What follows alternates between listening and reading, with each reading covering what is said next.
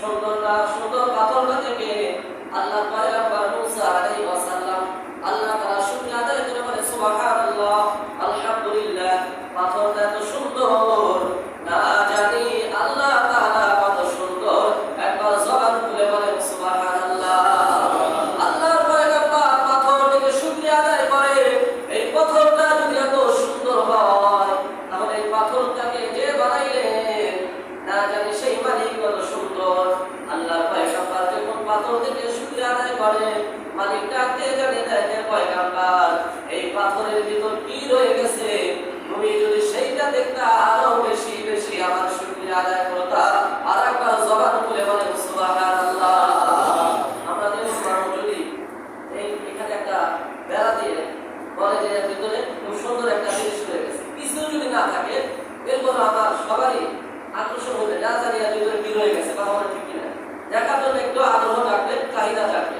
আল্লাহ পয়গম্বর মুসা আলাইহিস সালাম বলেছেন, আল্লাহ এই পাথরের ভিতর কি রয়ে গেছে যদি আমাকে দেখার সুযোগ করে দিতা। আল্লাহ বলে পয়গম্বর বলে হাতে কি, বলে আমার হাতে লাঠি, বলে লাঠিতে আঘাত করো তাহলে তুমি দেখতে পারবে। আল্লাহ পয়গম্বর মুসা আলাইহিস সালাম যখন লাঠিতে আঘাত করেন, দেখেন যে ওই পাথর দ্বিখণ্ডিত হয়ে গেল, কিন্তু ওই পাথরের ভিতরে আরেকটা পাথর রয়ে গেছে। আরেকবার জবান করে বলে সুবহানাল্লাহ।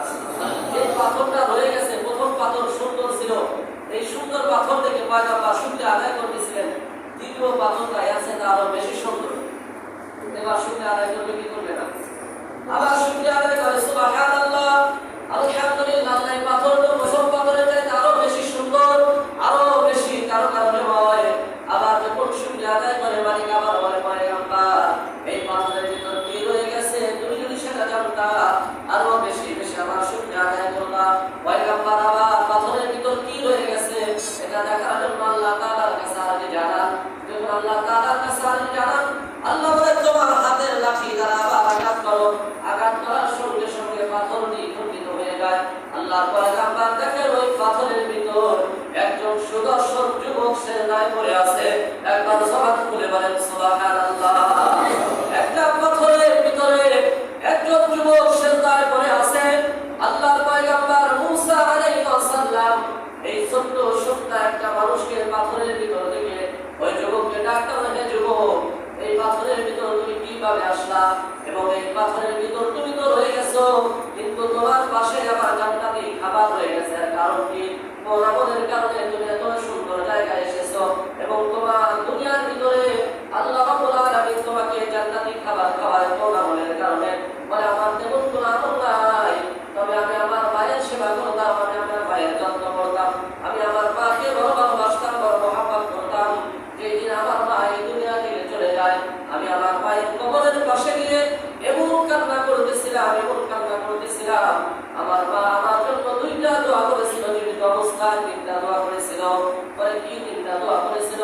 বলে আমার মা প্রথম নাম্বার আমার জন্য আল্লাহ তাআলার কাছে দোয়া করেছে, আল্লাহ আমার সন্তানটাকে দুনিয়ার ভিতরে একটা সুন্দর জায়গায়, নিরাপদ জায়গায় রেখে দিও।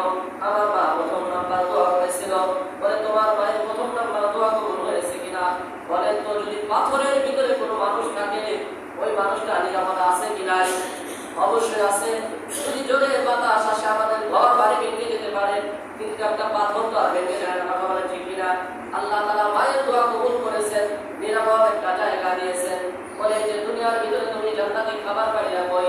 বলে আমার মা আমার জন্য দোয়া করেছে, মালিক আমার আদরের সন্তানটাকে, আমার আদরের ছেলেকে দুনিয়ার ভিতরে তুমি জান্নাতি খাবার না খাওয়ায়া মরণ দিও না। আমার মায়ের এই দুই নাম্বার দোয়াটাও আল্লাহ কবুল করেছেন। একবার জবান খুলে বলেন সুবহানাল্লাহ। আমার মা তিন নাম্বার দোয়া করেছিল, আমার মা তিনটা দোয়া করেছিল, এর ভিতরে দুইটা দোয়া আল্লাহ তাআলা কবুল করেছেন। বলে তিন নাম্বার দোয়া কি করেছিল? আমার মায়ের তিন নাম্বার দোয়া কবুল হয় নাই। বলে না, আমার মা যে আমার জন্য তিন নাম্বার দোয়া করেছিল, আজ আমার মায়ের তিন নাম্বার দোয়াটা কবুল হয় নাই। বলে হে যুবক, তোমার মা তিন নাম্বার কি দোয়াটা তোমার জন্য করেছিল একটু বলো। আল্লাহর বান্দা যুবক